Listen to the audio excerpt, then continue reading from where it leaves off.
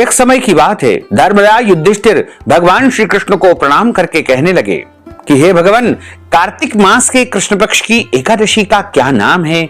इस व्रत की विधि क्या है? इस व्रत को करने से कौन सा पुण्य फल प्राप्त होता है?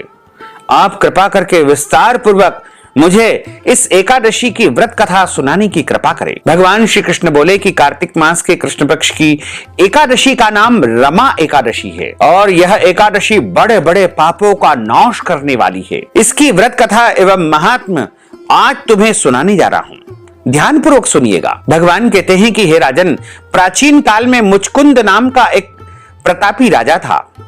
उसकी इंद्र के साथ मित्रता थी और साथ ही यम, कुबेर, वरुण और विभीषण भी उसके मित्र थे। यह राजा बड़ा धर्मात्मा और भगवान श्री हरि विष्णु का परम भक्त था तथा न्याय के साथ राज्य करता था।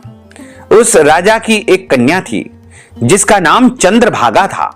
उस कन्या का विवाह चंद्रसेन के पुत्र शोभन के साथ संपन्न हुआ। एक समय वह शोभन अपने ससुराल में अपने ससुर जी के राज्य में आया, उनके घर पर, उनके महल में आया। उन्हीं दिनों जल्द ही पुण्यदायिनी कार्तिक मास की सबसे बड़ी कृष्ण पक्ष की रमा एकादशी आने वाली थी। जब व्रत का दिन समीप आया तो चंद्रभागा के मन में अत्यंत विचार उत्पन्न हुआ कि मेरे पतिदेव अत्यंत दुर्बल है और मेरे पिता की आज्ञा अति कठोर है। दशमी तिथि के दिन राजा ने ढोल बजवा करके सारे राज्य में यह घोषणा करवा दी कि एकादशी को कोई भी भोजन नहीं करेगा।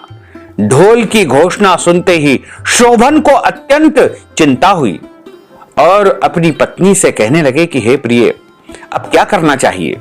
मैं किसी भी प्रकार से भूख सहन नहीं कर सकूंगा। मैं भूख सहन करने में असमर्थ हूं।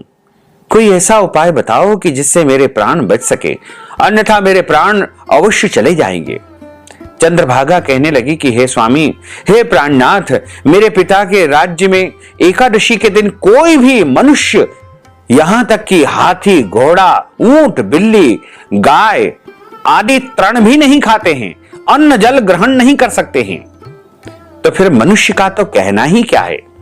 यदि आप भोजन करना चाहते हैं तो किसी दूसरे स्थान पर, किसी दूसरे राज्य में चले जाइए, क्योंकि यदि आप यही रहना चाहते हैं तो आपको अवश्य ही व्रत करना पड़ेगा। ऐसा सुनकर के शोभन कहने लगा कि हे प्रिय, मैं अवश्य व्रत करूंगा, जो भाग्य में होगा वह देखा जाएगा। इस प्रकार से विचार करके शोभन ने